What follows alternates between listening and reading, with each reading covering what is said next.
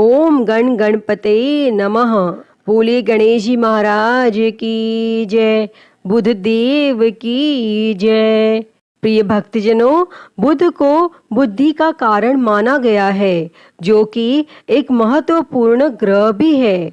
अगर किसी की कुंडली में बुध खराब हो तो उसके जीवन में कभी भी तरक्की नहीं होती है, साथ ही उसे कभी भी कामयाबी नहीं मिलती है। बुध को व्यापार और बहन बेटी का कारक भी माना जाता है। इस दिन भगवान गणेश का दिन होता है, जो कि बुद्धि के देवता माने जाते हैं, जो अपने भक्तों के सभी विघ्न बाधाओं को हरण कर लेते हैं। इसीलिए उन्हें विघ्नहर्ता भी कहा जाता है। अगर कोई इनका सच्चे मन से पूजन करे तो उनको जीवन में धन और सुख समृद्धि की कभी कमी नहीं रहती। और भगवान गणेश, जिन्हें विघ्नहर्ता भी कहते हैं, उनकी पूजा अर्चना करने से जीवन के सभी दुख दूर हो जाते हैं। और इस दिन व्रत रखने का भी विधान है। अगर कोई इस दिन सच्चे मन से गणेश जी की आराधना करता है तो उसके जीवन के सभी कष्ट दूर हो जाते हैं। तो आज हम इस वीडियो में बुधवार की व्रत कथा सुनेंगे।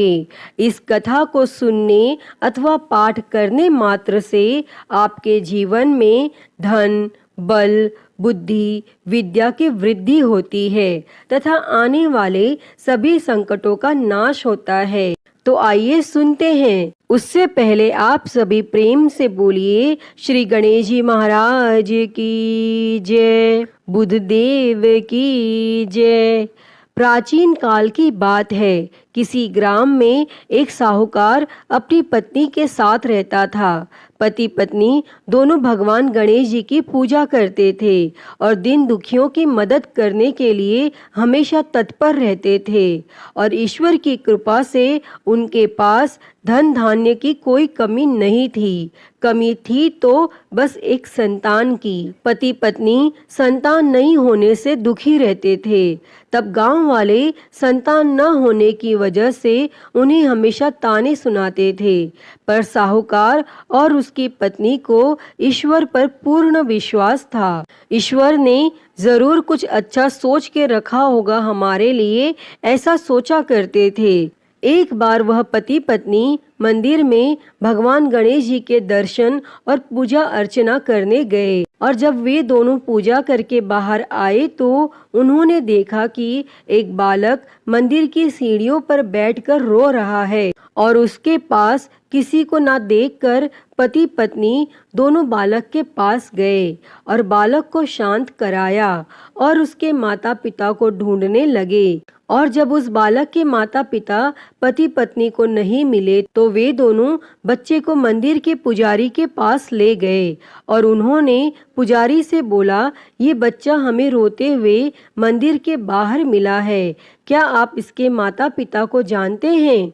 तब पुजारी ने कहा, नहीं। और अब पति पत्नी और पुजारी तीनों लोग बालक के माता पिता को ढूंढने लगे। काफी देर ढूंढने पर बच्चे के माता पिता नहीं मिले। तब पुजारी ने साहूकार और उसकी पत्नी को कहा, आप इस बालक को अपने घर ले जाइए। अगर इसके माता पिता इसे ढूंढते हुए आए तो मैं उन्हें लेकर आपके घर आ जाऊंगा। तब साहूकार और उसकी पत्नी बच्चे को लेकर अपने घर चले गए। काफी समय बीत गया और बालक के असली माता पिता का कोई पता नहीं चला।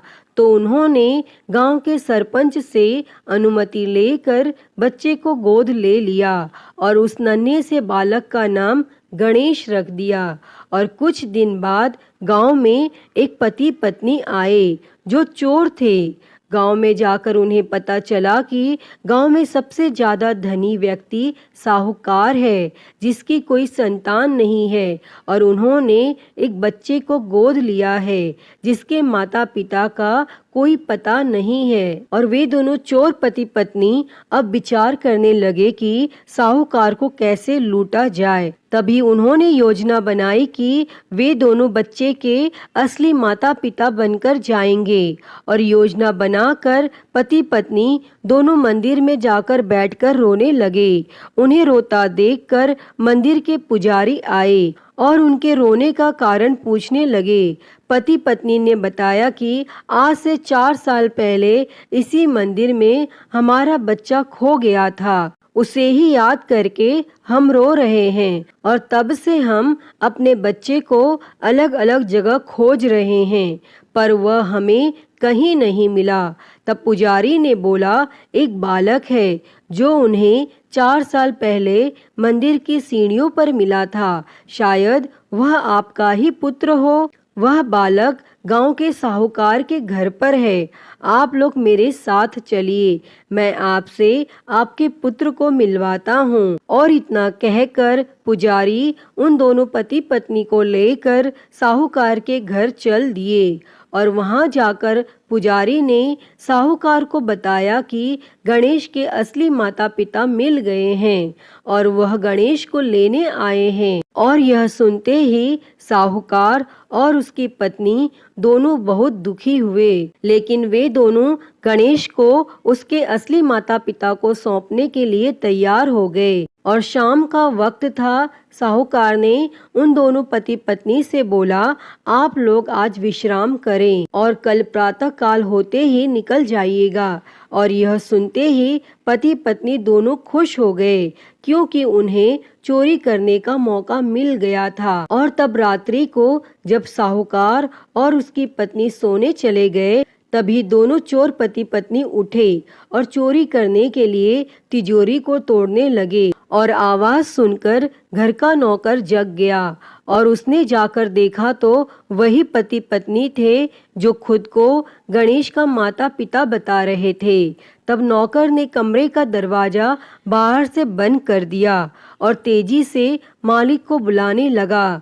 और आवाज सुनकर साहूकार और उसकी पत्नी दौड़ते हुए आए और चिल्लाने का कारण पूछने लगे। तब नौकर ने बताया कि ये दोनों पति पत्नी तिजोरी से चोरी कर रहे थे। और यह सब देखकर वे समझ गए कि ये दोनों गणेश के माता पिता नहीं बल्कि चोर हैं। साहूकार ने गणेश को देने से मना कर दिया और बोले कि चले जाओ यहाँ से। पर उन दोनों धोखेबाज पति पत्नी ने निर्णय किया कि वो अब गणेश को अपने साथ ले जाकर ही रहेंगे। तब पति पत्नी दोनों गांव के सरपंच के पास गए और बोले, साहूकार उनके पुत्र को वापस नहीं दे रहा है। तब सरपंच ने साहूकार और उसकी पत्नी को गणेश को साथ लेकर सरपंच के सामने प्रस्तुत होने की सूचना भेजी और साहूकार अपनी पत्नी और गणेश को लेकर आ गए।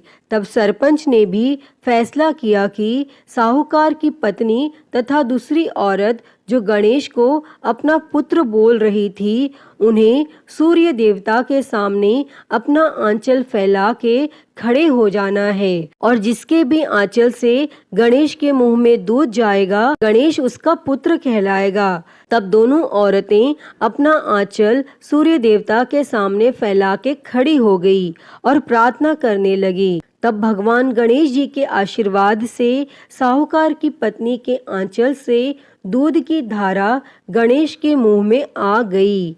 और यह देखकर साहूकार और उसकी पत्नी बहुत खुश हुए और सरपंच ने गणेश को साहूकार को सौंप दिया और वहां खड़े सभी लोग भगवान गणेश जी की जय जयकार करने लगे। अतः हे गणेश भगवान जी, जैसी कृपा आपने साहूकार और उसकी पत्नी पर की, वैसी ही कृपा इस कथा को कहते, सुनते और हुंकारा भरते सब पर करना। तो सभी प्रेम से बोलिए गणेश जी महाराज की जय।